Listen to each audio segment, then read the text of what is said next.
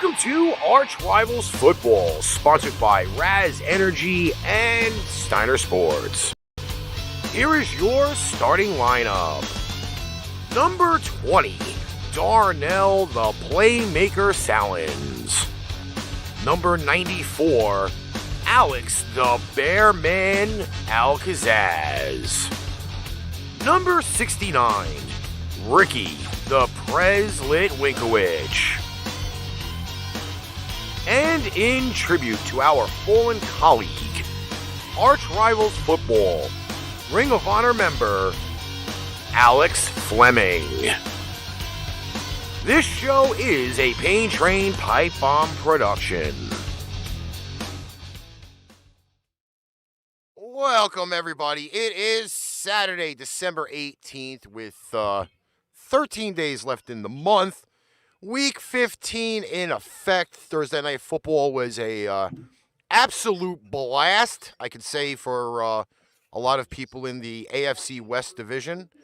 And obviously, we're now sitting here dealing with, once again, thine global bastard hitting again and sending chaos and controversy throughout the NFL world. I'm your host, the Prez. I have with me today the Playmaker. Darnell, what's doing? Howdy. He's got limp mic, and that's why he's not on camera. We have the Bearman. Alex, what's doing? It's living life, brother. All right, so I know we have we've gotten a lot of weird things going on as of late, which I can kind of say is kind of funny. But the more funny thing is for the first time ever in ArchRivals history, we actually have Facebook stars. I don't know how the hell that happened.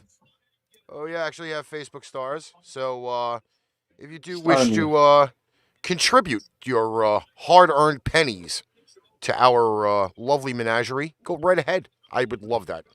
I'll even put up the Conor McGregor graphic if somebody donates money. Did you really just say Conor McGregor? Yes, because I have him on the pipe bomb thing, and I will add him gladly to the alerts. But we don't want Conor McGregor. Yeah, well, Conor McGregor is there whether you like it or not.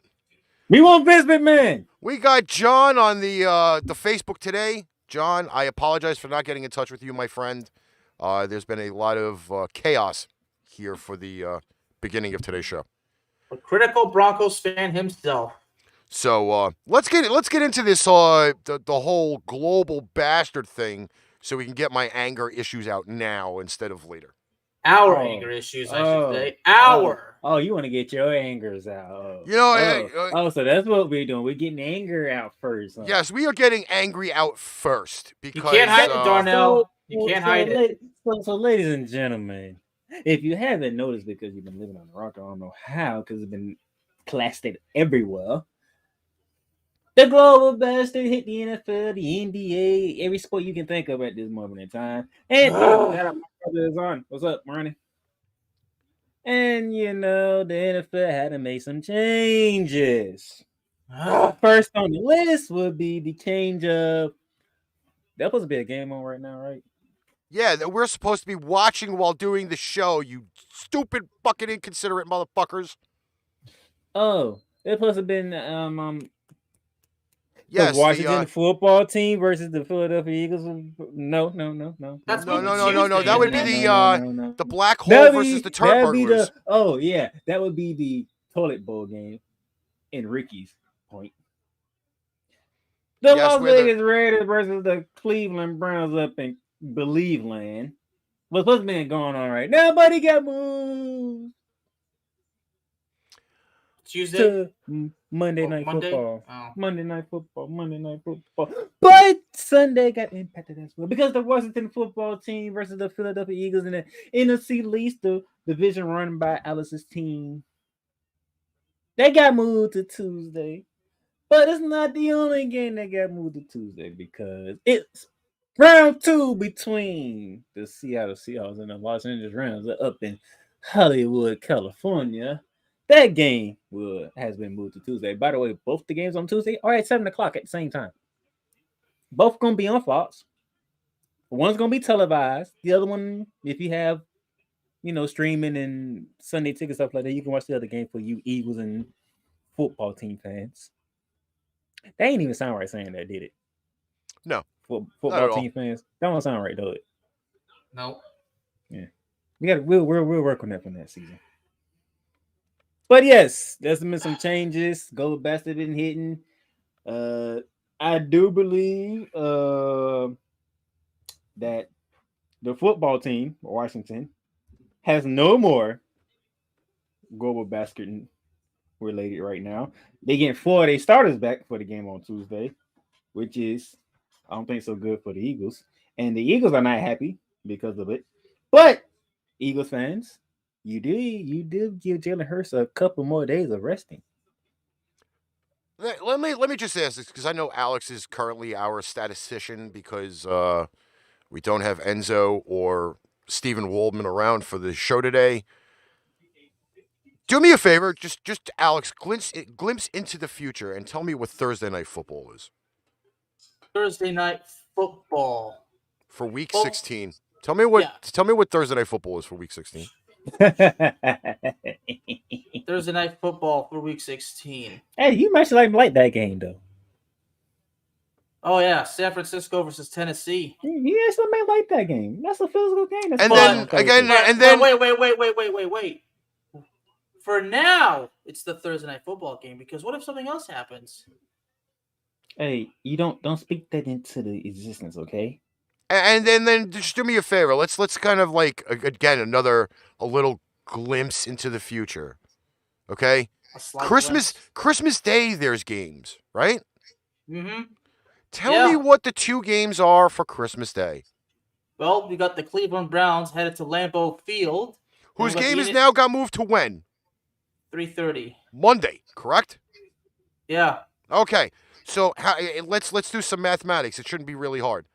How many days is it from Monday to Saturday? 5. Okay. Unless I'm that terrible at math. Okay. So again, I can understand I can understand now why the turd burglars from Cleveland are now going to be pretty upset, because they got to play a game on Monday, which they were slated to play a game today, which gives them 2 less days in between games. I would be kind of pissed about that. What's the other? Who else is playing besides the Browns on Christmas Day? Well, the Colts are headed to the desert to take on the Cardinals. Okay, so that really doesn't screw up anything there. Okay, because then it gives the Colts the week and the Cardinals the extra day. Well, one less day because they'll be playing on Sunday. Well, speaking of the Browns, that's 2 quarterbacks that tested positive: Mayfield and Keenum. Who's the third string quarterback?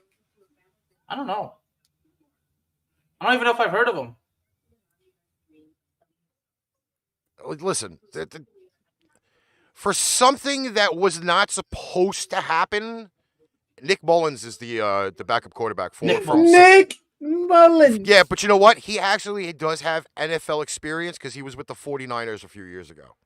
He was. So it's not like they're getting. How did he look with the 49ers? He was actually pretty decent in Jimmy G's absence.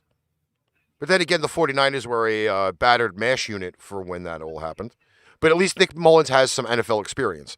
It's not like they're picking up some guy from the game NFL Street to go play the game. You know what I'm saying? Like, they're getting somebody that actually has NFL experience. So I'm not too concerned with Nick Mullins. So are you believing in Nick Mullins? To play against the Raiders, who are the probably black hole of toilet bowl games at this point. I'd rather beat myself with a stick full of nails and then jump into a big vat of alcohol. And I'm not talking about drinking alcohol. Ouch. That would burn bad. All right, so that's that. Now, ladies and gentlemen, we got to fire somebody. Oh, I have to pull up the soundboard for this one. So, let me scoop that up really quick. I totally forgot about the soundboard. See, this is like bad prep. So we start off this coaching regime here in Jacksonville, Florida, with the hire of Urban Myers. He hires the Iowa coach who was known for his racist biasness towards certain type of players over in Iowa. He resigns. What was the next thing that happened, Bear Man? I'm trying to go in chronological order here. I can't remember everything he did because he done so much stupid stuff. Well, wasn't he in a club or in a bar or something like that? Oh yeah, Funny happened. they go up to Cincinnati for a Thursday night game, correct? Mm-hmm. As we said, all the stupid stuff. I mean, I lost count, brother. They get beat by the Bengals, and instead of him flying back home with the team, he goes supposedly quotation marks goes to see the grandkids, but video surfaces he's in the club with a young nice looking lady dancing all up on him when he's a married man, correct? Mm-hmm. All right. And cousin Buzz, Sean Conn comes all right. He has to regain our respect and admiration, all that other stuff again. So we'll see how that goes. All right. And you keep going down the line. Jane Robinson fumbles the ball against the Rams. Misses the next, I think it was like 20 to 26 plays, Bearman. Mm-hmm. And Trevor Lawrence is like, where is James Robinson? Oh, go ahead and go back in the game. Oh, so your star quarterback had to ask you about the 1,000-yard back that you have, or why he's not on the field. Where is he? Strange, right? Very strange indeed. And then you get your ass whooped by Tennessee like everybody thought you would, and you just walk down to Mike Vrabel and just quiet shook his hand, looking pitiful. Would you say he looked pitiful? How would you describe that, Bearman? How he looked when he shook Mike Vrabel's hand after that ass? I would say miserable. He looked miserable. Mm-hmm. He looked miserable. Everybody's seen it. And then Josh Lambo, who I don't know where he's at. Well, if you want to talk about miserable, I'd say he was about as miserable as you'd be when you haven't had your favorite food in about 2 weeks. Yeah, you're definitely miserable. Like Josh Lambo comes out of nowhere. Hey, he kicked me before practice. Hold on. So he kicking players too? Not to mention, well, wasn't this kick allegedly like before the season started? Preseason. But still, I mean, the fact is, I mean, he kicked him. We kicking players. We calling out assistant coaches. What's your resume? Now I'm gonna say this. Supposedly bullying as well. You know, a lot of bullying allegations now. So I'm gonna say this. I don't know if it. None of what they're saying is it's the truth. None of it's saying that it's false. We don't know. We're just saying what has been reported. Yeah. And I'm gonna say this because this is what Stephen A. said, Ricky. I want you to listen to this is what Stephen A. said on First Take. Even if it was not true, right? Even if it comes back, everything was a lie, right? Is that's how bad that team and that organization don't like you? Look, to throw all that out there. First off, let's kind of get this straight, okay? And I always say this. I said this with the Jets. Said this with the Jaguars at the beginning of the year. Everybody's got their panties in a bunch, okay? Mm-hmm. Both teams legitimately are in rebuilding mode. Rebuilding mode.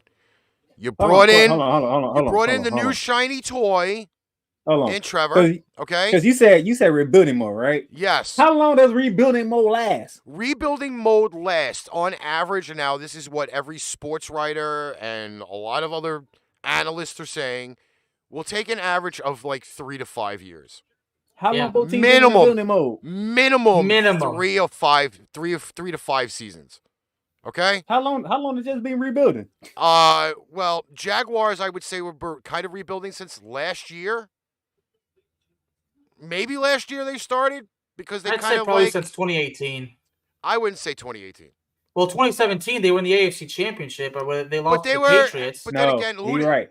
We'll say 2019 because 2018 that's when all the mess started out with. Okay. So 2019. Yeah. So 2019 for the Jaguars. So this is year 2 of the rebuild. But yes, how but you're long also bringing how long they just been rebuilding? They actually restarted this year. Only for the fact being is that there was a brand new regime that they brought in, new head coach, new coaching staff, GM, the whole 9 yards. Well, the GM was there last year, but he just got a shit hand dealt to him. So the Jets been rebuilding since Mark Sanchez left. they've been building since 1969. Who you kidding? Exactly. But that's besides the point. When you bring in a brand new regime, you obviously have some positivity going toward your team, doing something positive. However, you brought in my opinion, probably again, my opinion probably don't meet anybody else's opinion whatsoever. One of the most unstable coaches in sports professional history, who has not been consistently on the sidelines. Now, again, this is going back to whatever stories I heard about him disappearing during college seasons or whatever. Did you honestly think that was going to transfer over to the NFL? I think no. Okay? I never liked the hire, if you ask me. I never did. But also at the same right, let's also say that you also brought in a brand new shiny toy, which you thought, well, then a lot of people thought, high hopes on Trevor Lawrence. Obviously, the weapons that they brought in with him or for him. There's still high hopes there now that Urban Meyer's gone. Not right now. I wouldn't say right now. Jacksonville only has 2 wins this year. There's still high. What I'm saying is now that Urban Meyer is gone, let's give Trevor Lawrence a clean slate with the new guy, and let's really see what he can do. I'll be honest with you. I think that it's like a seriously bad run of flat tires. I'm not even joking when I tell you this. It's too little, too late, right? It's not the fact that it's too little, too late.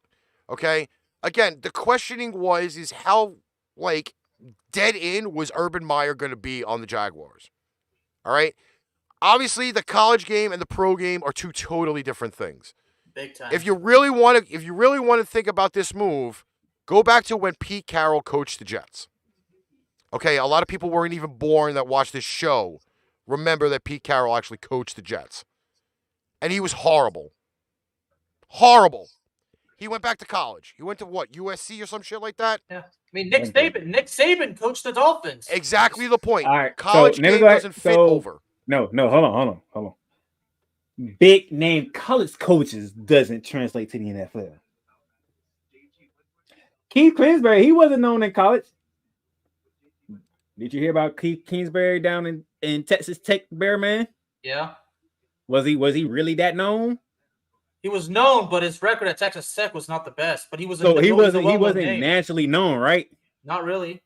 But hey, look what in he Texas, done yeah, but not naturally known. But in Texas, yeah, but that's different. Big name coaches doesn't work in the National Football League because you know why? The success that they had in college, they think they can do it in the NFL, and you can't. Chip Kelly, Urban Meyer, Nick Saban, Steve Spurrier. Yeah.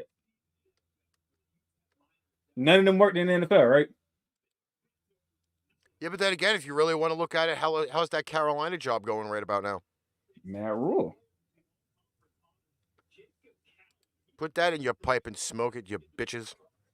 Big name college coaches not working in the NFL. Again, I was not. I hate to say out of the bunch currently right now. Obviously, Seattle's not having a great year this year, but Pete Carroll has done, I would say, probably one of the most phenomenal jobs coming back from college. Kingsbury, I'm kind of giving a pass because they overloaded his team early, which was kind of like the best thing for him. And he's only in the NFL, 2 years now? 2 seasons? Yeah. Okay, so there may be a select few that might bypass that. But again, with a record the way that Urban Meyer has and his on and off the field history, that was, first off, that signing was done out of nowhere. It was done in like the middle of the night, some shit, like all of the college coaches of this past thing or whatever. But I'm going to tell you this. This is probably a firing in disguise. Because, again, a lot of people thought that him coming into the NFL and trying to bring that style in may have worked because the majority of the players on the team right now are guys that are just recently coming out of college, with the exception of probably about 25 players. But 2/3 of that roster is college players just coming out. Again, it doesn't seem like that that transfer over from college to NFL worked. It doesn't, obviously. So, in light of Urban Meyer, I don't have the full soundboard for some reason. It disappeared. So, Urban Meyer, just like Paul Heyman. Coming up now. Yeah! Fire! There we go. So, All right. Let's get to a game with that I am mad about. oh, geez. We're talking about Thursday Night Football. Thursday Night Football. Kansas City Chiefs, Los Angeles Chargers, round 2. The Chargers won the first meeting up there in Arrowhead. What week was that, Bearman? It was about week 3, I think. Week 3. Rematching if the Chargers win, well, whoever won is taking first place of the AFC West. And as y'all know, for those who watch the game, and you can see the screen at the top, you know who won, and the game went in overtime. And Bearman, the Chargers lost this game. Yeah, they did. All right, I'm gonna give my. It's one of those. It's one of those things where they like to ask, did the Chiefs win the game or did the Chargers lose it? This one where I'm gonna say the Chargers lost it. Well, the Chargers defense just could not make the stop. Let me get. Did Tyreek Hill have like more than 10 catches? Or about 10 catches for like what, 140? Tyreek Hill had 12 catches for 148 yards. And Travis Kelce had like the same amount for like what, almost 200 yards? 10 catches for 191 yards. Now, Ricky, before you go. Now you heard the two stats from Tyreek Hill and Travis Kelce, right? You would if you didn't watch the game and you don't see the scoreboard at the top, you would think the Chargers got their ass whooped, right? Yeah. How do you let Tyreek Hill and Travis Kelce go for almost 400 yards receiving? Sloppy defense. But as you can see, the game went in overtime, and Travis Kelce put it into it. I'm going into kind of like this mode here. And if you're not going to like what I'm going to say, understand this from an extreme point of view. I always say, when the points are available, take them. The first crotch rot move that I saw of this game was the Chargers not getting any points on their first drive. This set the tone for the game. Here's why. Okay? Now, I don't remember. Again, because it was 2 days ago, I'm not recollecting of what the drive was after they got stopped, 4th and goal on their first drive. Okay. You know what? Before you get into that, let's be sensitive on that one, because sensitivity has nothing to do with this. No, because that 4th down play, if that guy didn't get injured the way he got injured, they might score. That was a scary sight. It was 4th down. He was knocked out cold, wasn't he? He first off, he fucked himself up. It wasn't from a hit. It wasn't from any other physical contact. He knocked himself out. He concussed himself by hitting the turf. Okay? Which means homeboy was not taught proper fucking landing on diving for balls. Okay? I don't even want to think about that. But this whole game plan now, because now the Chiefs' offense is supposedly back, and I'll put that in quotation marks, that everybody needs to push the envelope and score as many points as possible without knowing what the consequences are going to be. Okay, so let me go to Bearman on this, because Brandon Staley said it's being aggressive in that situation against that team and that quarterback. I want to hear what Bearman think of that one against that team and that quarterback. The Chargers. I mean, when they went for it and didn't get it. I mean, that set the whole tone of the game. I would have just gone. No, the thing was, if he wasn't playing Kansas City Chiefs, I don't think he goes for it. Probably not.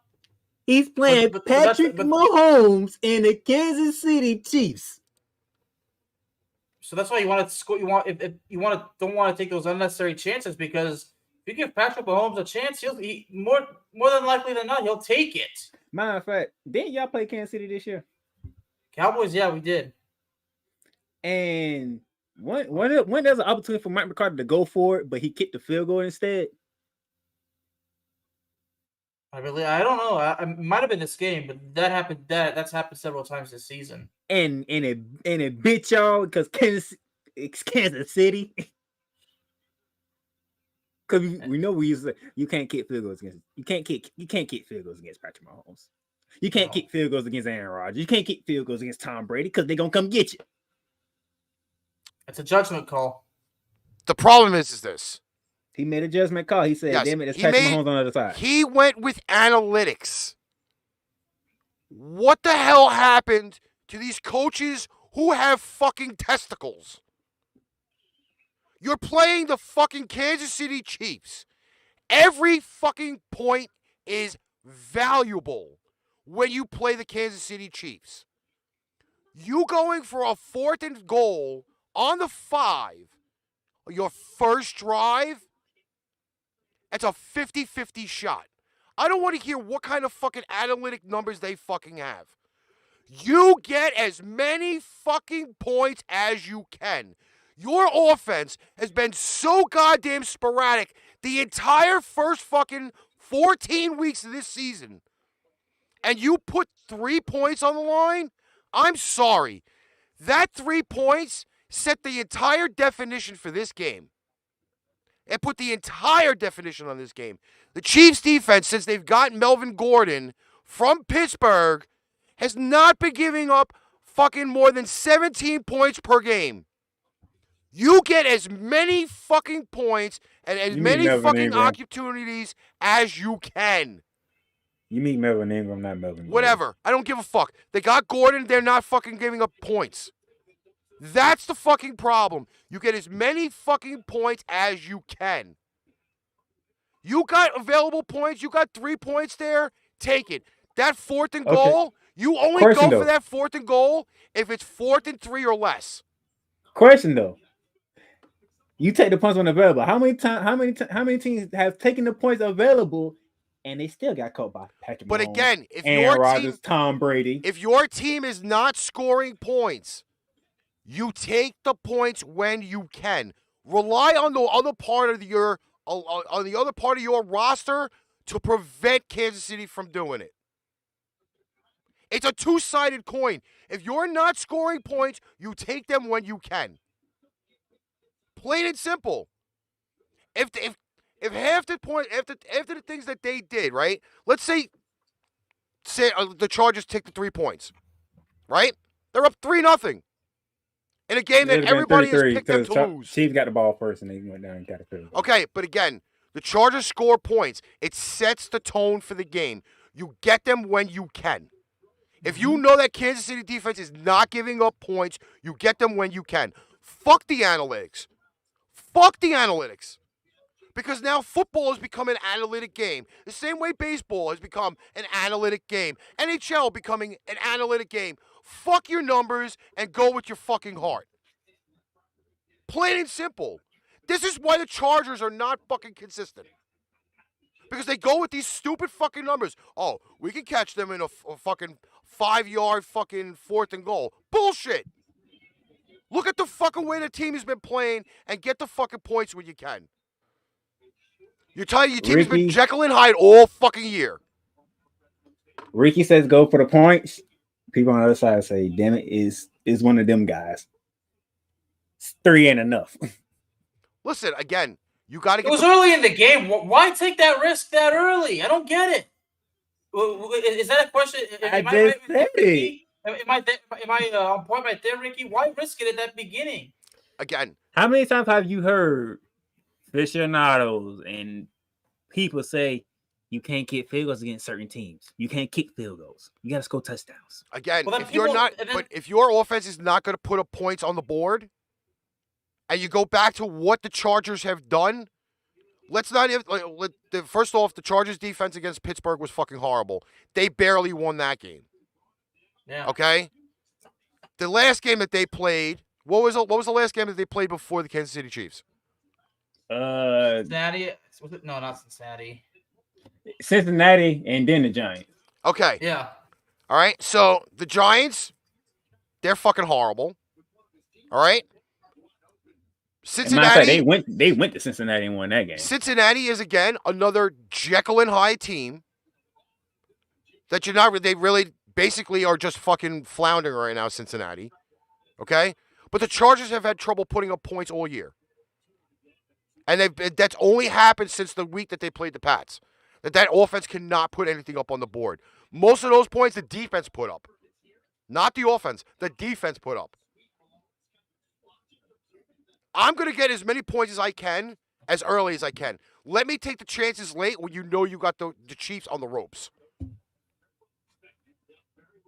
Plain and simple. I like taking the points. But I'm not gonna knock him for saying this is the Chiefs on the other side. Again, I wish I could pin this comment right now. Remember the Chargers playing the Eagles? They went for it on 4th down and failed twice. Who won that game though? But twice. Who won that game though? Didn't the Chargers win that game? Barely.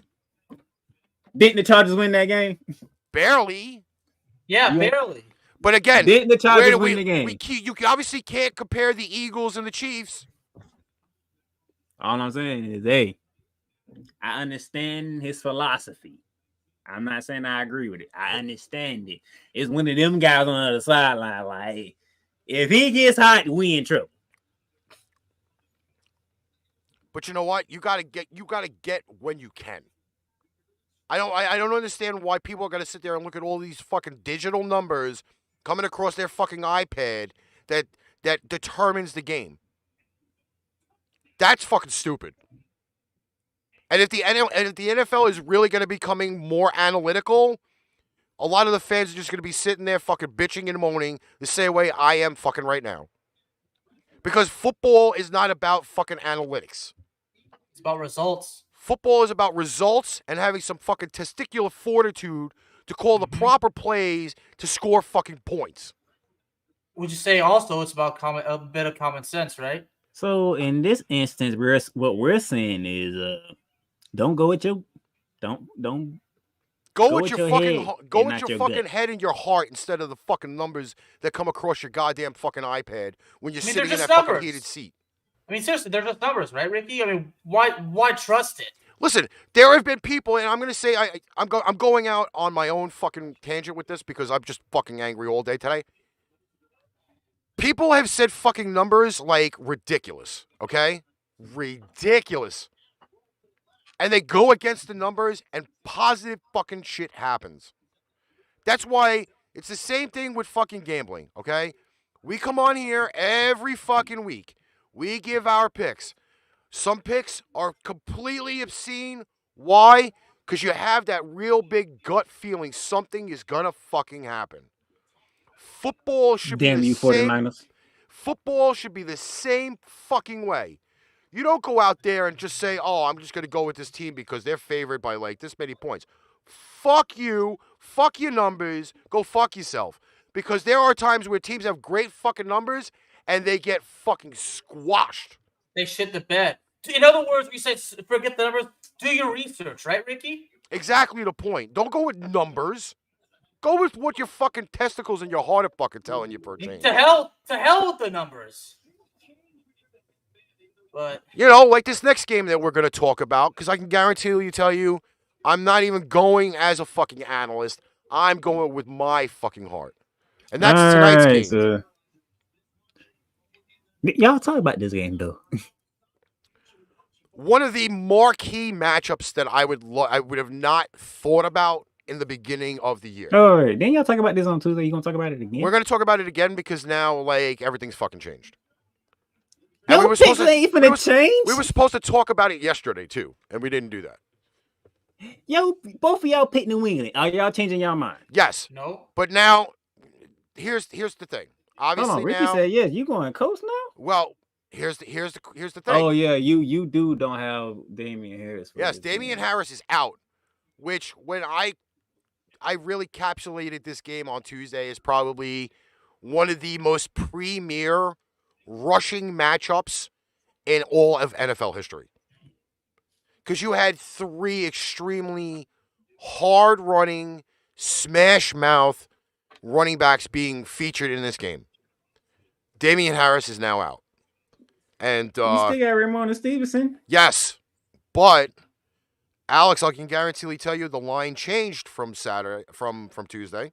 Well, obviously, without the running back there, who's been doing good for New England, if he's not there, then that is really a freaking game changer right there.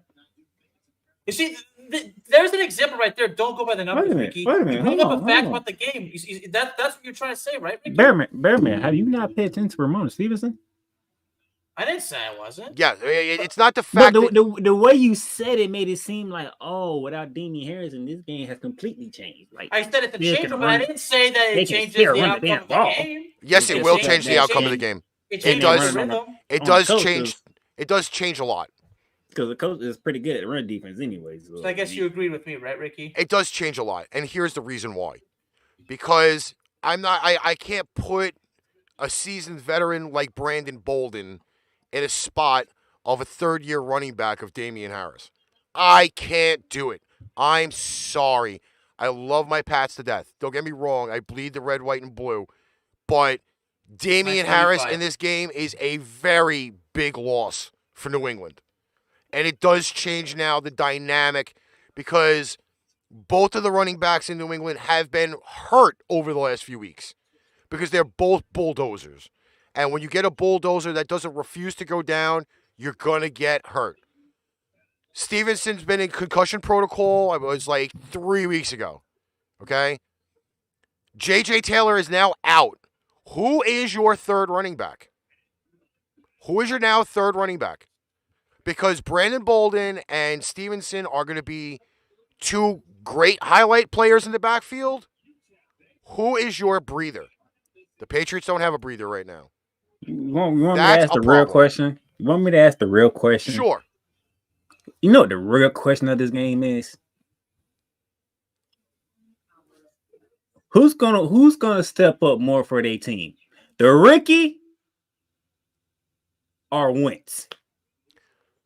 You're going to So have both defense focus on the run because you got the leading rushing Jonathan Taylor, and you know how Bill Belichick is when it comes to taking away the main person of the team.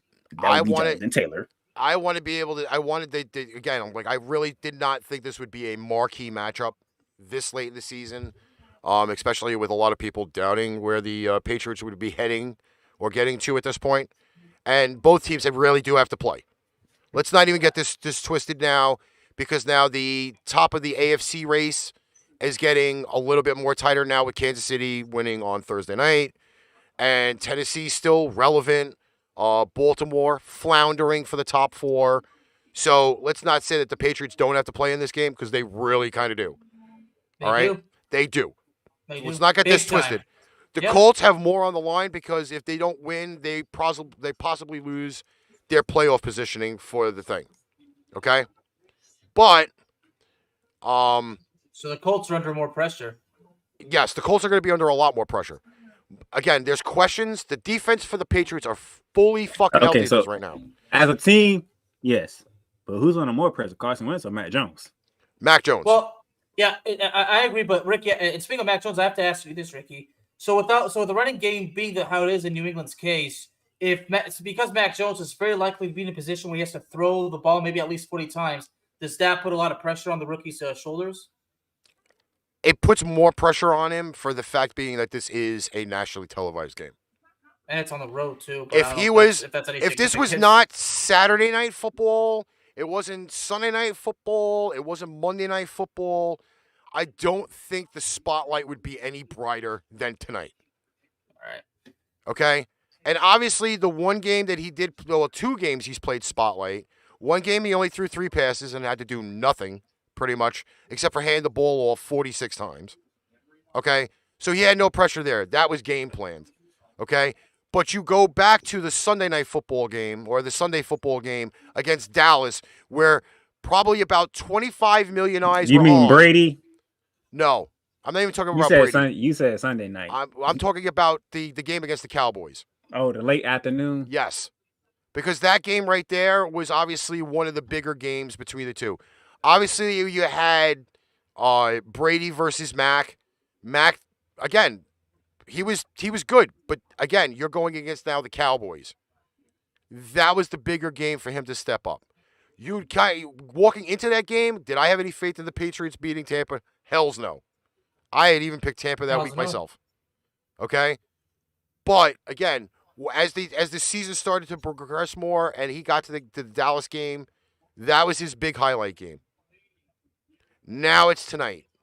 He's under the big lights. There's no other games going on. You're going to have the same Monday night thrill that you get, the same Sunday night thrill you get. Every eye is going to be on this game. That is going to be a tremendous amount of pressure for Mac, and the hoodie is going to have to come up with a really now bigger game plan because now you don't have Damian Harris in this game.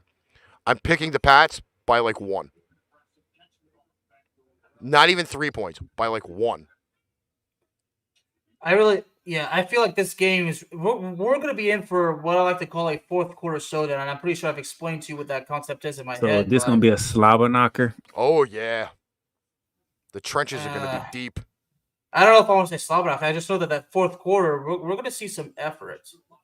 Maybe by both teams, maybe by just one, but I just know that I just have a feeling that the difference maker of this game is going to happen in the fourth quarter at the most crucial time.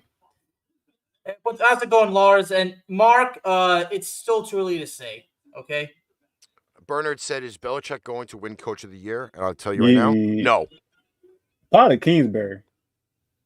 Absolutely not. Will he win the Coach of the Year? I can guarantee you, tell you that. Probably Kingsbury, but Belichick probably be a close second. I'll put it this way: I don't think he even gets considered in the top 3. What? I thought let's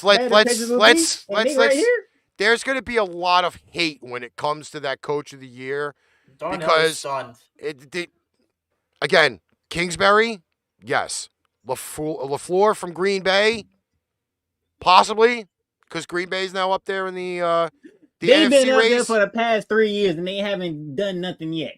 Again, it's going to be the coaches that have somehow came out of a mutiny and freaking done shit. Belichick won't even get considered. I can guarantee you, it is NFL. And you know I hate New England, and you know I hate saying it is like NFL. In my damn mouth. There is NFL hate for the hoodie. He won't even get considered in the top 3. Well, there's been NFL hate for the hoodie. It's been like that for God knows how long. It's been that since he took over the fucking Patriots. Which was what, 2002? Yeah, I believe so. Or like 99 or something like that. Actually, I think it was like 2000. After he decided to walk out on the Jets. When I was 7 years old. 1:00 tomorrow on Sunday.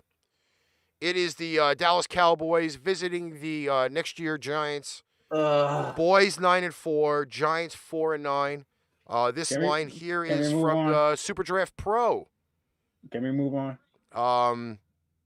We still got to talk about it. It is Alex's team. He really should get a little bit of spotlight. It's the Giants. I mean, I did my talking on Cowboys talk, but if you want a few comments, Ricky, I'll be happy to apply. Give me a brief, and I'll give you the line first because I think this line is obscene. All right, you want 3 keys to victory? They have the Dallas Cowboys favored by 12 on the road.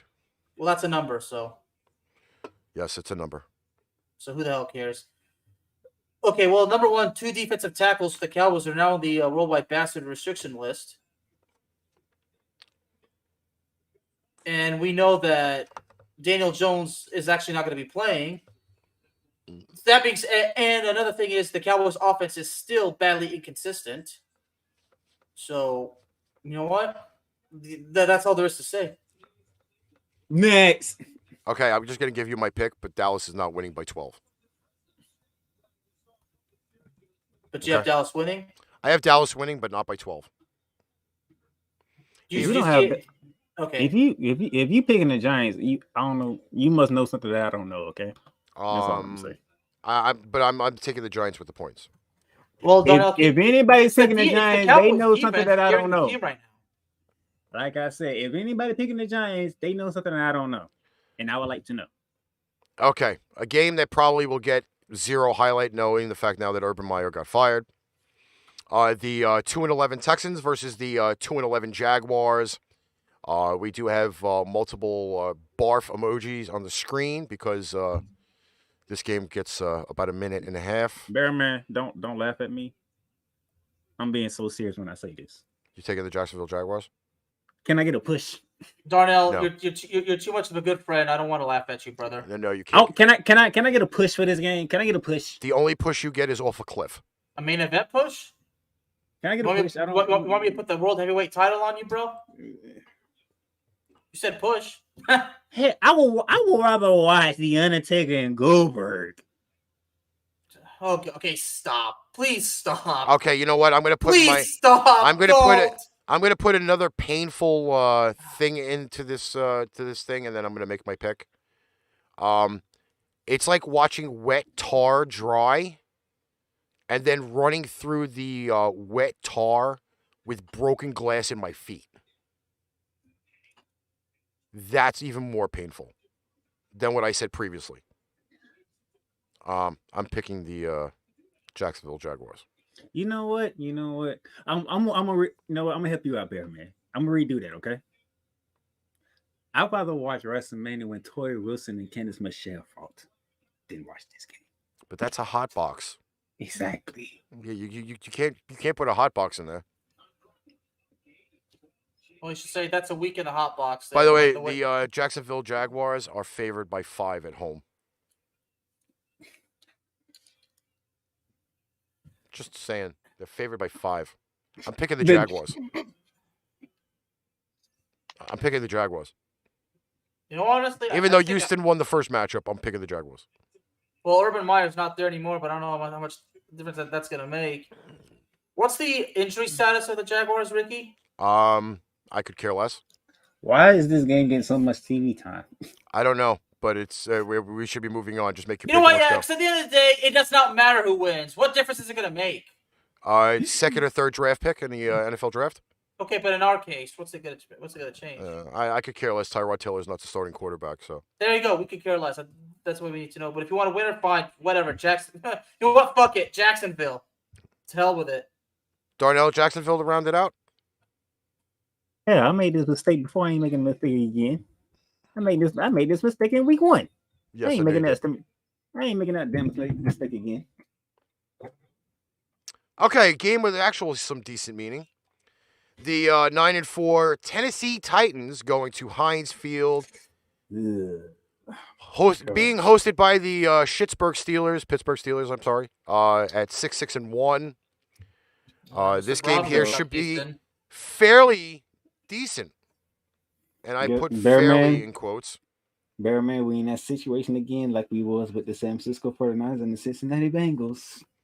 The Pittsburgh Steelers are this would be the game that Pittsburgh end up winning for some freaking reason. Pittsburgh is a 2-point favorite. I'm about to metamorphosize into the Bearman persona big time right now, and that means hell and chaos is about to be unleashed.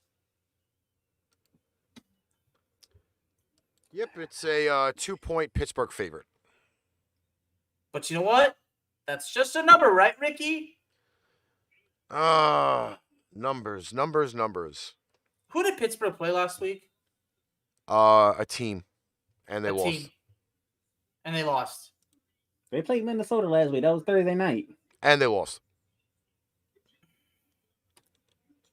You know, I wonder if this game, are we going to see Mr. Claypool celebrate prematurely and then cost the team the win again? Like I said, this will be the game that Pittsburgh still end up winning. You'd be like, here we go. You know what? Maybe, but you know what? And my ass still gonna pick Tennessee. Here's my thing. How healthy are the wideouts for the Tennessee Titans at this point? Julio Jones played last week, didn't he? Yes. Yeah, did he? He did? Yes. I think I could have sworn he did. Yes. No AJ Brown though. Whom I've removed from my fantasy team because he's just not going to help me at all. Gosh, you got a bye week. Shut up. I got a bye week. In Pittsburgh's defense probably could still do some damage, but I'm gonna yeah, go. I'm gonna it's go. like Darnell said. This is just another one of those games that's gonna drive me crazy. I'm gonna metamorphosize into my alternate persona. The Jekyll and Hyde effect's coming in. I'm just gonna go for the win, and I'm picking the Tennessee Titans. Yeah, screw it, Titans. And watch the Steelers win this damn game. Well, if they do win, we're gonna have to address that. We're gonna have to address that next week. Oh, trust me, we got a team to get to that we got to address because I said the same thing about this team last week, and guess what happened? I really wish this game got hit by the global bastard. The the Dolphins. The 3-10 New York Jets going down to Miami. Just like I said, it must be the Dolphins against the. I knew it. No, I knew it would be. I knew 6-7 Dolphins. What is up with you and the Dolphins, man? The Dolphins are a 10-point favorite at home. Answer the question. What is up with you and the Dolphins? Besides them being in your division. He wants to squish the fish. I wanted to say the squish the fish line for so long, and now the Miami Dolphins have what, like 6 games in a row? And they play the Jets. And they're playing the Jets. Just end the season versus squish the fish. It was actually 5 wins in a row. Okay, but it's still just end the season versus squish the fish. This is a very difficult position for me to be in. It really is. He really wanted to squish the fish so bad, but he can't. I can't squish the fish this week either. Yeah, so you know what? Just give me the Dolphins. I'm gonna just go out on a limb and say this: that the Dolphins are winning, but not by 10. And it's in South Florida too, so yeah, which means there's gonna be some type of high water to hell going on. No jets allowed. It's horrible that there's going to be probably like half the stadium of Jet fans. Half. Most of Floridians are former New Yorkers. They're not going to be Giants fans. Giants fans are smarter than that. Wait, did I just say that loud on the air? Giants fans are smarter than that? Wow. Wait. Ain't no editing that. Mr. Walton's listening. We need his reaction to that. Before we go on any further, I meant to bring this up during the Giants game. I have a little bit of a complaint with the Giant game, by the way. What? Yes, I have a complaint with the Giant game on this Sunday. They playing the Cowboys, and it's 1 o'clock. At least it ain't Sunday night. Here's the problem. Here is the problem. Tomorrow is Giants Fan Appreciation Day. Okay? Giants Fan Appreciation Day. Now, normally when you go to a Fan Appreciation Day, what do you normally get for a giveaway? Just randomly. Jersey? A throwback jersey, a hat, a T-shirt, something like that. Do you know what? Ain't none of those, huh? It's absolutely not any of those. Do you know what they're doing for tomorrow? So it must be something that pissed you off. It's only for season ticket holders. First, okay? The giveaway is only for season ticket holders only, whom most of the season ticket holders have given away their season tickets to other people, like Cowboys fans, so they can go and watch their team, right? The fan appreciation giveaway tomorrow for the Giants versus Cowboys, a medium Pepsi. Wow. A medium Pepsi. Not even a large Pepsi. Hey, Giants fans, come on in. You get a free medium Pepsi for Fan Appreciation Day while the Giants get their ass whooped by the Cowboys. Like, seriously, is that not the most deranged fucking giveaway you give your loyal fans, your season ticket holders? You give them a fucking diet Pepsi, a medium Pepsi? You know what? I'm starting to hate this damn show. I just gave a Cowboys credit for being able to whip the Giants' ass. Well, they haven't done it yet. They did it already previously, but this game's not over yet. The fact that I said it is blasphemous. It's unreal. Well, congratulations. You might be a hero in Texas now, Darnell. Just think of it this way. More crack Cowboys fans are going to get a medium Pepsi than Giants fans. Oh, free sodas and the Cowboys win. And I did it again, guys. Yeah, Giants fucking ownership, you cheap bastards. The next game that's probably not going to get very much notoriety. Arizona at Detroit. I don't know. There's no deep hop. The line. Kyler Murray. So I have a question for you, Darnell. Came back looking kind of, Arizona, a 13-point Don't worry, I'm gonna get to you, favorite. Bear Man. No. Lucky for you, my team don't play the Tuesday, but I'm gonna get to you because yeah. Why? Because I picked the Cardinals, even though I said that No, I'm not going to count out the Rams. no, I didn't. I put the no. Rams over. No. We'll get there. But you know, Oh, he's going to go Stephen A. Smith on me. That's the thing. you know, you gave the Lions a lot of credit throughout the season, Ricky, because they haven't been getting their ass whooped like this. Now you got a Cardinals team with the pressure is on them because guess who's only one game back for the division? Guess who's 3 games back within the division? Arizona's No D Hop. They get that. I just seen news that Chase Edmonds is active, so that's a good thing for the Cardinals. Oh, they'll have Edmonds and Connor in the backfield. Ooh, That's I like a that. good thing for the Cardinals. I like That'd that. be a good thing for Kyler Murray. But are they gonna push over the Lions in Detroit? I think so. Okay. I think so.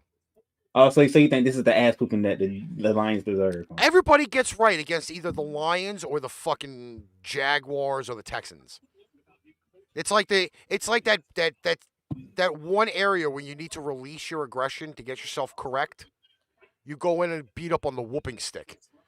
This is where Arizona gets correct for at least one. But how many games this season have the Lions really got blown?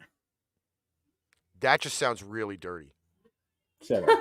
That sounds really dirty. Like, we're just gonna beat you up. Just come over here, whip it out. That's how that works. Oh my God.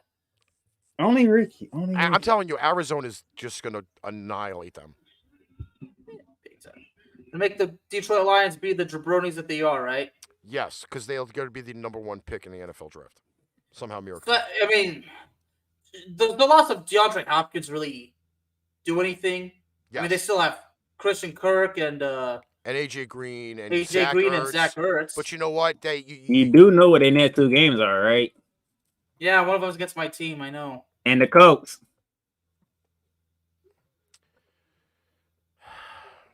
We got another pisser coming up. See? This weekend for games sucks. We have the Carolina Panthers visiting the dildo holders in Buffalo, New York. Panthers, Bills. Unfortunately, this is another 1:00 game where I can sit here and throw up. Well, the Josh Allen situation, I guess, is the thing to talk about. What happened last week with the Bills?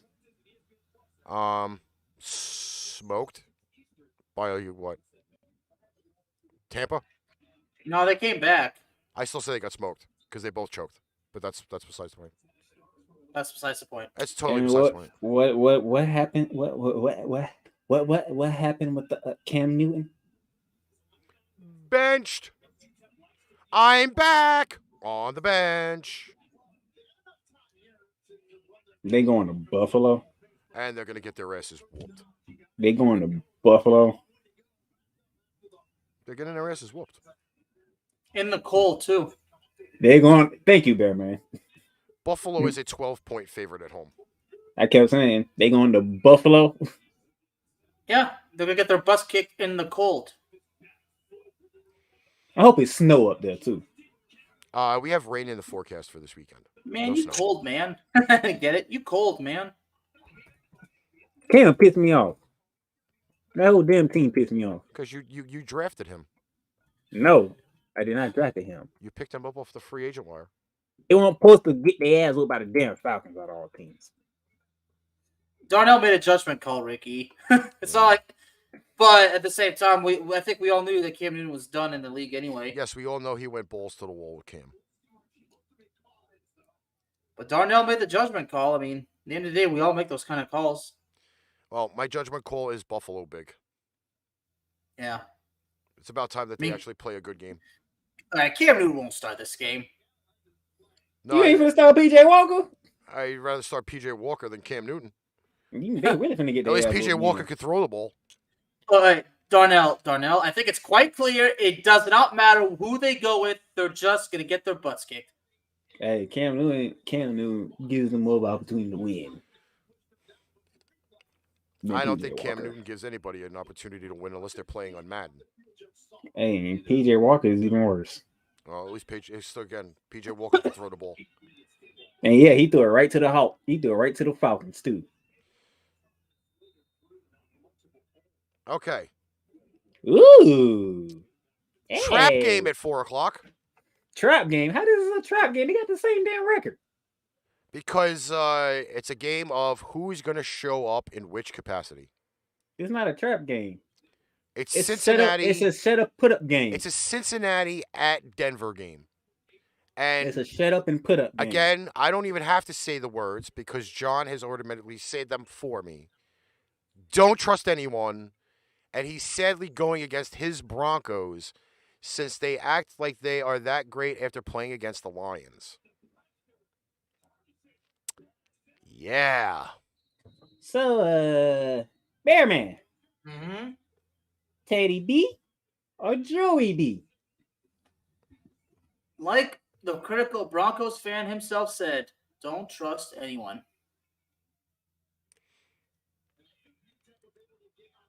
Broncos are a 3-point favorite at home. Y'all still didn't make a pick, though. On which one? It's Teddy B and Joey B. Joey B. I'd rather have Busy B. I thought you liked it, Joe Burrow. I do like Joe Burrow, but he's your quarterback, Ricky. Yes, he's a quarterback on my fantasy team. I'm very proud of him. He's done a phenomenal job for my fantasy team, even though I originally got drafted with Trevor Lawrence, and Trevor's seen better days. I'm kind of torn on this because again, as much as I want to put some faith in the Cincinnati Bengals, they've had games this year where they have completely let me down. I will be honest with you on that. Jekyll and Hyde, right? The Broncos, the same thing. You come off a big win against Dallas, you shit the bed next week. You beat the Lions, you shit the bed the next week. Again, Denver is somehow miraculously in the playoff race still. Same thing with the Bengals. I don't know, man. Like, it's just hard. It's really hard. Joey Mix or the combination of Gordon and Williams? That's where I have to go with Gordon and Williams. I'm sorry, I love Joe Mixon to death, but he's another one. If that offensive line doesn't work well, no, sir. The wide receiver core of the Bengals or the wide receiver core of the Broncos? All right, I'm not even going to play the analytic game anymore because I'm just tired of talking about this particular thing. I'm going with the Broncos, and I'll be on my way. He's picking the Broncos. It's all right, Ricky. It's okay. I'm picking the Broncos. Fuck it. I'm going to go with the home team, giving away the 3 points. Give me my T-shirt. Been there, done that. Got this T-shirt. That's exactly what I want. It's okay. You have faith in the Bengals, and they didn't help you. You know, the Bengals. You know the funny thing is, here's my that whole division is still open. That's the funny part about it. Let me give you the analysis of this game. Okay? It's like having that girlfriend that says she's going to put out, and then when you go to do it, she gets her rag. That's exactly the analogy I have to put to this. You're going to get some, oh, God damn it, she's got her period. That's exactly what it is. Oh, my God. It's the letdown of a lifetime for the Cincinnati Bengals. It's the porn that you thought you were going to really enjoy until Ron Jeremy shows up.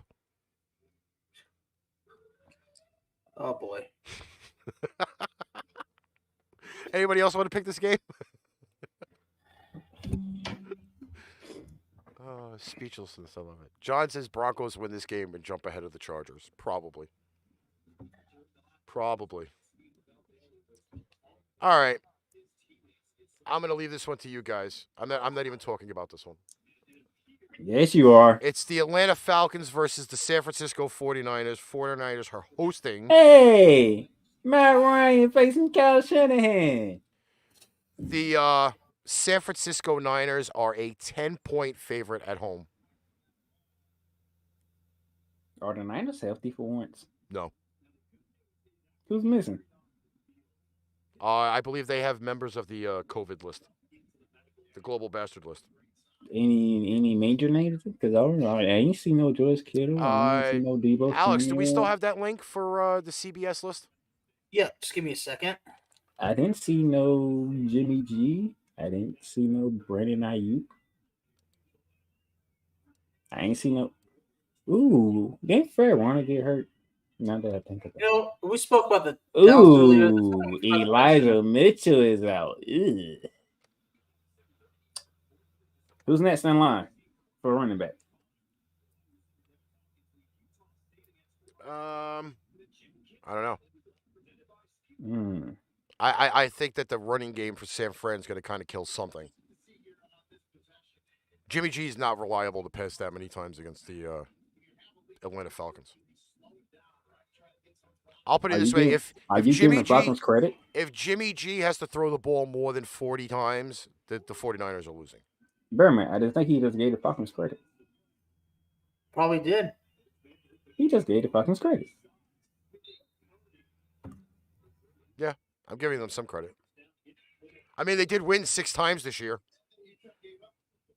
I didn't have them more than 4 for this season, and they won 6. So let's give them some credit.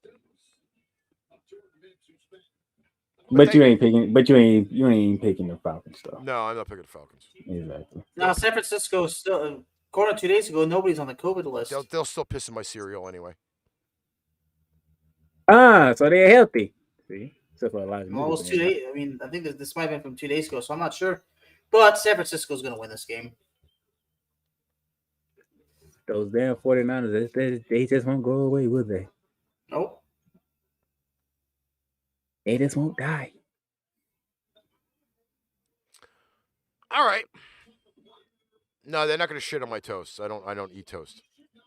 I have English muffins because I'm that prim and proper. Green Bay, 4:25 on Fox. This is probably going to be listed as their game of the week. Going to the crab cake. Yes, the crab cakes, because Mr. Crab Cakes is going to be running around to wear his lovely little overalls. A-Rod versus Action Jackson. Oh my God! Do I want to take a nap during this game? Probably. So Lamar has been cleared to play? I have not heard anything really about this. It's what? Going on 6 o'clock and he has not been ruled out? I think I'm going to go out on a limb here. Lamar plays and pulls an RG3. Gets hurt again.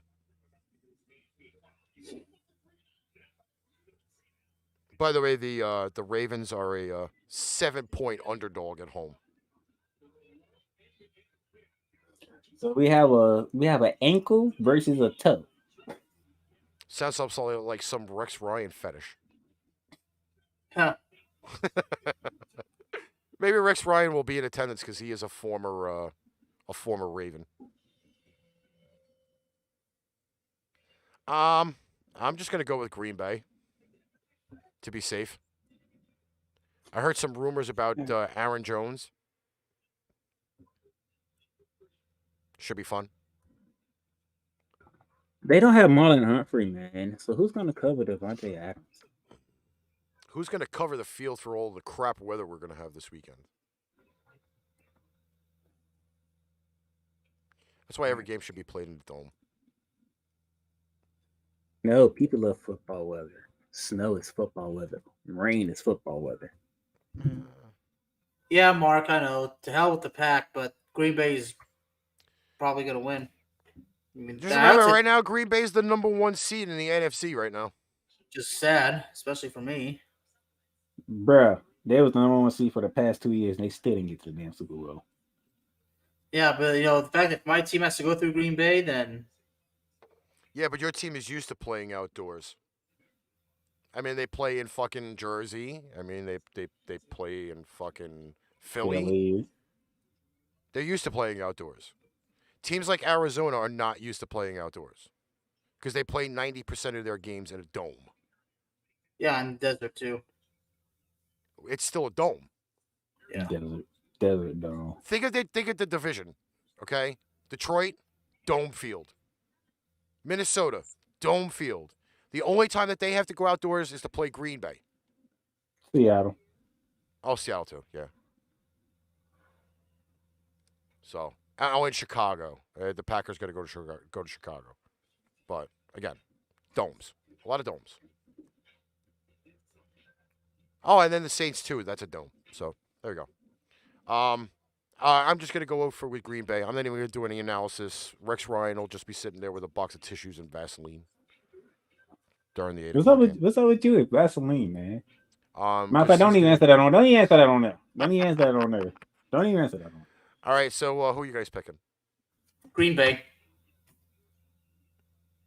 Darnell. They don't have Marlon Humphrey. What you want me to do? He's one player. They best player on the defensive side. Okay. And you have one of the best receivers in the league on the other side. You can double team him. And you gonna leave Allen Lazard 1-on-1? Probably. That's stupid. You gonna leave Marquez Valdez-Scantling 1-on-1? I'd throw a safety on him. And he gonna burn the safety. That's me that's talking receiver. We didn't even get to AJ Dillon and Aaron Jones. And I still didn't answer that broken toe, man. The broken toe. He's going to be good. Broken toes are always good. I mean, he was good against Chicago. I mean, his broken toe isn't what gave up all of the 30 points that they scored, but, you know. I'm still going to go Green Bay. I'm not even going to tinker with the shit. All right, Sunday Night Football. 6-7 Saints at the 10-3 Bucks. Should be a diaper dandy. Sean Payton. Damn global bastard. Saints are a 12-point dog on the road. Damn, for a team who has beaten the other team 6 times to be a 12-point underdog, that's very disrespectful.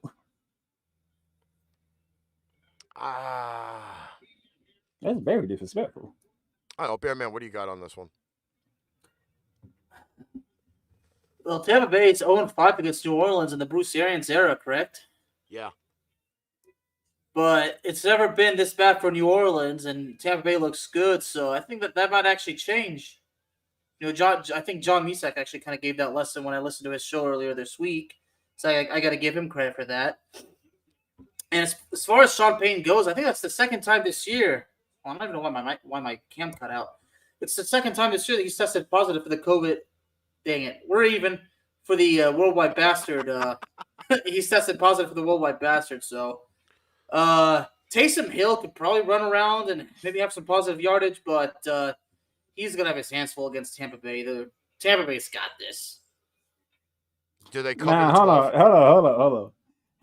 Haven't people been saying Tampa Bay's got this for the past 5 games and the Saints won all 5 of them? Okay, well, the quarterback situation for New Orleans was not this bad. Was it, Ricky? They beat Tampa Bay with Trevor Siemian. Yeah, that was the game that Jameis got hurt. Trevor Siemian. They have a Swiss Army knife at the quarterback now. And you got Alvin Kamara back. I'm picking Tampa. I'm pretty sure Tom Brady's tired of losing to this damn team over and over again. Tampa, but not by 12. Not with that defense. Oh no. No, Tampa is not going to cover the 12. Oh no, that defense coming to show up. For some reason, that defense like showing up against Tom Brady. Tampa, but not by 12. Yeah. Yeah, that's good. That's why I'm kind of looking at it. Okay. Hey, Monday night doubleheader. Who saw that coming? for week 15. And we unfortunately got to talk about it. You going too fast, sir. I'm not going too fast. No, you went to Tuesday. We got to go to Monday. Yeah, I know. I can't because Go back up. I'm not paying attention. No, go back up. I'm kind of burnt at this point right now. Don't matter. You got to go up. What? I'm on Monday Night Football. Yeah, because I told you to go back up. Okay, so we talked about this briefly earlier. Let's see. Baker, Global Bastard. The other backup quarterback, Global Bastard. Case Keenum. I think Nick Chubb is good to go. I believe Kareem Hunt, is he good to go? It's probably a game time decision. Yeah, probably. Game time decision. David Njoku, think he still got to go with Bastard. He's out. Yeah. So, do you still feel comfortable with the Browns? The Browns are a 3-point fave at home, only because they have 20 plus people on the Global Bastard list. Well, the quarterback Nick Mullins, as you remind us, has experience. So I don't think that's really going to be the meat and potatoes of this. If you go over that list of who's on the Global Bastard list right now, I believe Stefanski is now on that list again too. Oh yeah, the head coach. Yeah, the head coach is on that list for the second time this year. Stupid ass. So do y'all still feel comfortable picking the Browns? I feel comfortable. I'd rather freaking get a hysterectomy than watch this game. How about that? I say, do you feel comfortable picking the Browns still? I don't feel comfortable picking either one of these teams. You picked the Browns on Tuesday. Yeah. But that was before the game got moved. The list got bigger. Do you still feel comfortable? No, I don't feel comfortable with the Browns, and I don't feel comfortable with the Raiders either. I feel like both of these teams have baby rash right now. It's just not like this game here is a trap. It's a trap. But you picked the Browns though, so you sticking with them now? No, I'm not sticking with the Browns. You going to Raiders then? I'm gonna go with the Raiders. He's going to Las Vegas. Bearman. Are you staying with the Kurjakovic? I'm probably I'm gonna take the risk, but I'm gonna stick with the Browns. He's sticking by his Kurjakovic, just like Skip Bayless. That's why I said we were changing. I knew shit was gonna change after that. Okay, another NFC North battle. Oh, tell me why this game is on Monday night. Because it was originally scheduled that way, and they both thought the teams would be better. Why is this game on Monday night? The game that we're talking about in particular, that's now starting the normal time, would be the 6-7 Minnesota Vikings at the 4-9 Chicago Bears. Why is this game on Monday night? The Chicago Bears are a 6-point dog at home. So you're telling me we can flex games from Saturday to Monday, from Sunday to Tuesday, but we can't flex a Monday night game? Nope, cannot flex a Monday night game. Nope. Freaking lying ass NFL people. You can make the game earlier in the day, or you can make the game later in the day. You cannot change the day. Don't nobody want to watch Dalvin Cook run all over the goddamn Bears. Mark, I'm picking the Vikings. Yeah, me too. Hey, Mark actually put something positive for the Vikings for once. Oh, he does it every once in a while. I mean, he does it more than me when I do with the Cowboys. He may have gotten laid. That's why he put it up positive this week. Okay. And then we're going to move to Tuesday. Why you got to pick on Mark like that? Because I can. I love him. He's my brother. Yeah. The 5-8 Seahawks at the 9-4 Rams, who ultimately got decimated with the Global Bastard after their lovely little affair last week. Bearman. Arizona. Bearman. Yeah. What happened hours before the Monday night game? Several players actually got put on the list. Who got put on the list? Is it Aaron Donald? No, not Aaron Donald. Who was it? OBJ and yeah. I said before the game, not after the game. Oh, after the game, OBJ was definitely put on there. Exactly. I said before the game. Who was it? Jalen Ramsey. Oh, that's right. That's Yes, right. but now it's saying that Hold on. Higbee's Wait, was wait, a. wait, wait. I'm not done. I'm not done. This is between me and Bearman right now. Okay. This is a big deal. And who did you try to talk about on Tuesday? The Cardinals. Mm-hmm. But yet the Cardinals didn't get hit by the global basket. The Rams got hit by the global basket, and they had to travel to the desert. And how did that game finish off? Rams kicked their butt. Mm-hmm. But you wanted to focus on Kyler Murray. Kyler Murray was a story for you.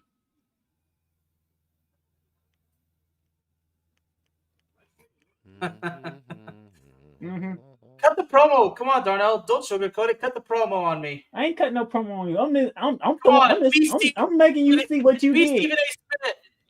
Come on, be Stephen A. Smith. See, you stopped Ricky from going to the Rams, because Ricky was going to talk about the Rams, but you want to stay on Kyler Murray. Actually, I wasn't going to talk very much about the Rams because it came out as news after the game that Tyler Higbee's global bastard test was a false positive. So he actually could have played in the game Monday night, but they did it as a precaution.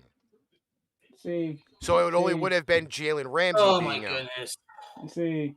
So then I wonder how many more tests? How many more tests could be like Tyler Higbee's then? Well, here's the thing now, because I'm going with the Rams. I don't. And by the way, for your global basket update, OBJ is active. Derrick Henderson is active. How you like them apples? Well, it's because the game got moved. You damn right. And guess what? I'm waiting on Von Miller to get active too, and Jalen Ramsey. By the way, we playing the Seahawks, right? Yeah. You want to remind people what happened in week 5? I believe that was a Thursday night. Yeah, he injured Russell Wilson injured his middle finger. That was in Seattle, right? Yeah. We talking primetime game in Seattle. But it didn't go the usual way that it goes, did it?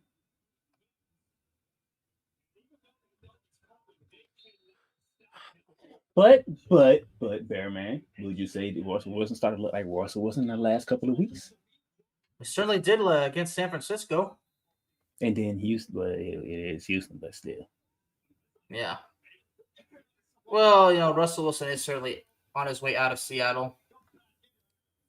I don't know if we want to really say that as of yet. It's a. There's all these rumors going around that the New York Giants are going to pursue him, and quite frankly, I don't know how good that would do because Russell Wilson's 33 now, 34. Again, it's a rumor. I don't want to sitting here talking about Russell Wilson rumors. I think it's more the fact being is how is the passing game still going to be effective? It's his third game back since he's hurt his poor little middle finger. He's still gonna get smoked. I think they're still gonna get smoked, but they're gonna get smoked. They're gonna get smoked. They are gonna get smoked by a big brown dick in their mouth. That's what they're gonna get smoked. I mean, this is a rivalry. I mean, first off, the Rams are a 7-point favorite at home. I can care less about coming off of that lovely game against the Cardinals. Oh, when everybody thought we was gonna lose. Yeah. And if it ends up being, and this is again like now, they're saying that the protocols now for the games are that the players are being tested daily, not weekly like the way it was before. Okay, if it just so happens to be that the Rams end up getting, let's say, 6 of the players back off of that COVID list, it's already at 6. Strong. It's already at 6. If they get that amount of players back and they have almost a 85% full team, I don't. No, I'm telling you that's where they at right now. I just named the 2 main ones. It was Derrick Henderson and OBJ, but 6 players have been active from the list. See, so that makes it even better. Seattle's pretty much a dumpster fire right now. Oh yeah, Bearman, how did Aaron Donald look against Kyler Murray? Pretty good, actually. What was it, 3 sacks? How did the game start, Ricky? Aaron Donald sacked, and then they ended. How did the game finish? With his sack. You can't make this stuff up. Yes, you can. Now for those of you, now let me go ahead and put this to rest, and people in LA might kill me for this. But Aaron Donald for Defensive Player of the Year, not happening. Not happening. I would tell you who's going to win Defensive Player of the Year. And who would that be? You know, there actually may be some competition for that. What, TJ Watt? He can't stay healthy. No. No, it's not. How about number 9? Matthew Judon. I'm going with Parsons. Micah Parsons. I'm going with Parsons. Yes, Bearman, I'm giving your Cowboys credit again. I mean, Micah Parsons is definitely a hell of a player so far. I mean, could be Rookie of the Year as well. Matter of fact, when was the last time a player won Defensive Rookie of the Year and Defensive Player of the Year in the same season? When the last time that happened? Charles Woodson? Damn, that's a long time. Wait, am I right? Is it Charles Woodson? I don't know. The fact that you said Charles, that's how far back you got to go. I mean, hey, Charles Woodson's isn't he the only defensive player to be the Heisman Trophy winner? Yeah. Yeah, it's got to be Charles Woodson. All right. LA fans, don't be mad at me. I'm telling you the truth. I hate to say it. Hey. Dallas fans want me dead anyway, dude. Don't be scared.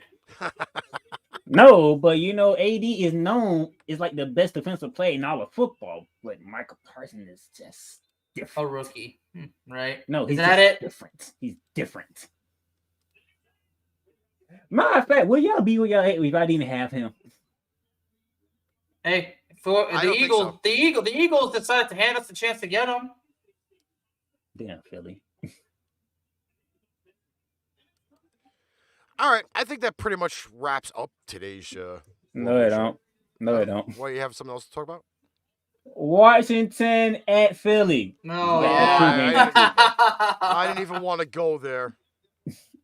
I didn't even want to go there.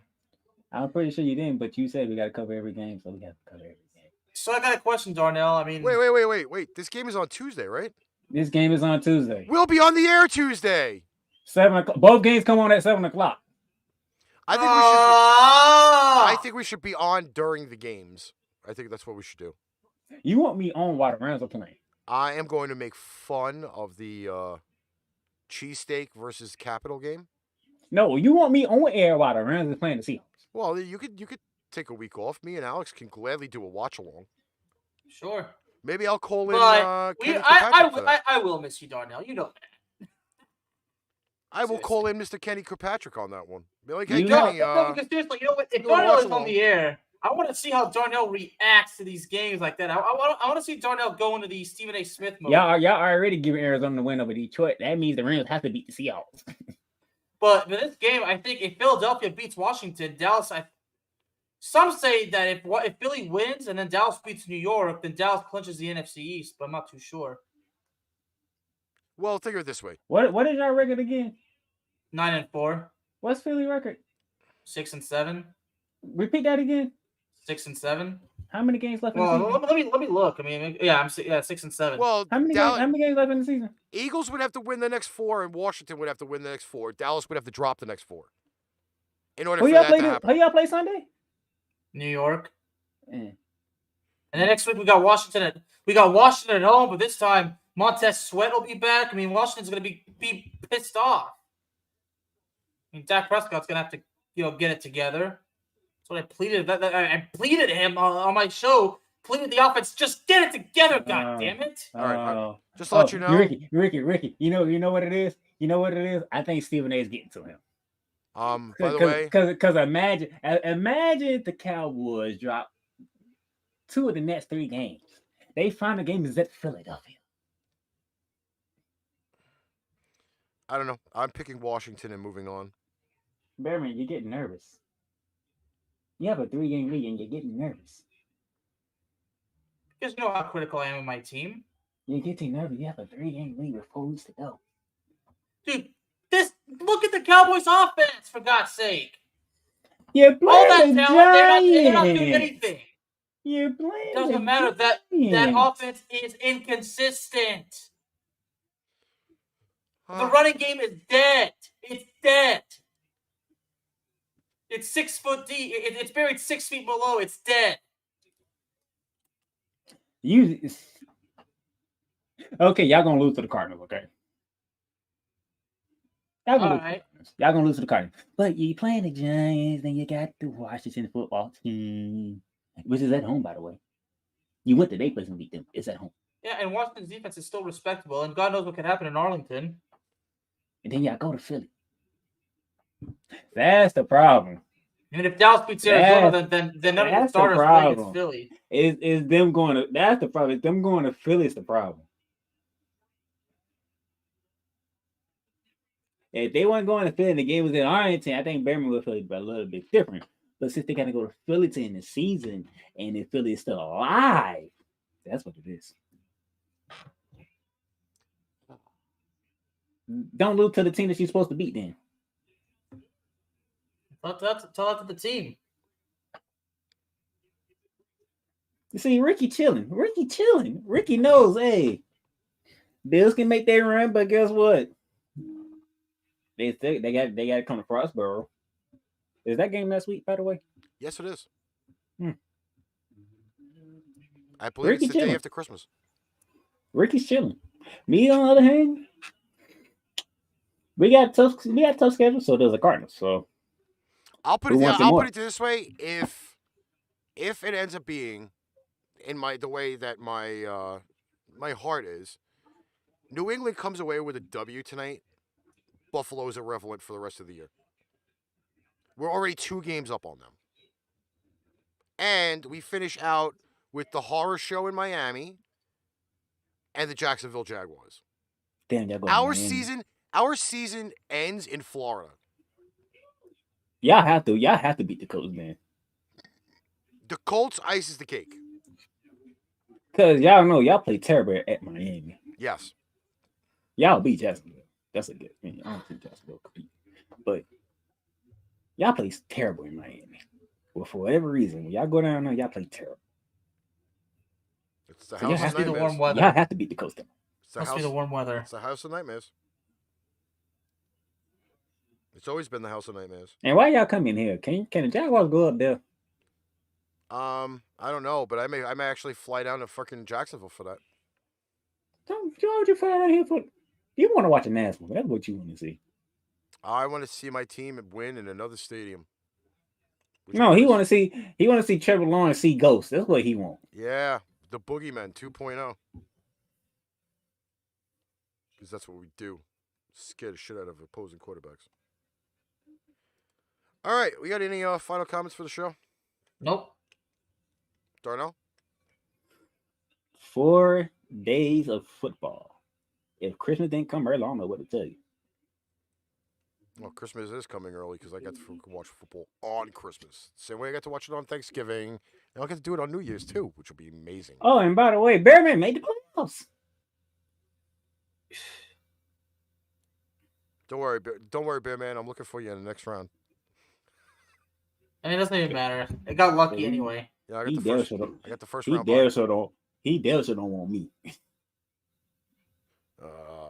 He damn sure don't want me in the next round. Alrighty. So until Tuesday for this lovely menagerie of what we do here on ArchRivals Football, show done by fans for the fans. Yeah, maybe brought to you by Super Draft Pro. Yes, Super Draft Pro and Super Draft Pro Sportsbook. All of the lines, the draft lines and the game lines were on that app today. And that's pretty much about it. So we'll be back at Tuesday. I think we'll be coming on at 8, and then the busy schedule for the rest of the week. Great. He's trying to torture me because he wants me to watch the first half and then go stupid when halftime gets here. Yes, you can. That's what you want. Yeah, that's what we do. All right, till Tuesday. Catch everybody later.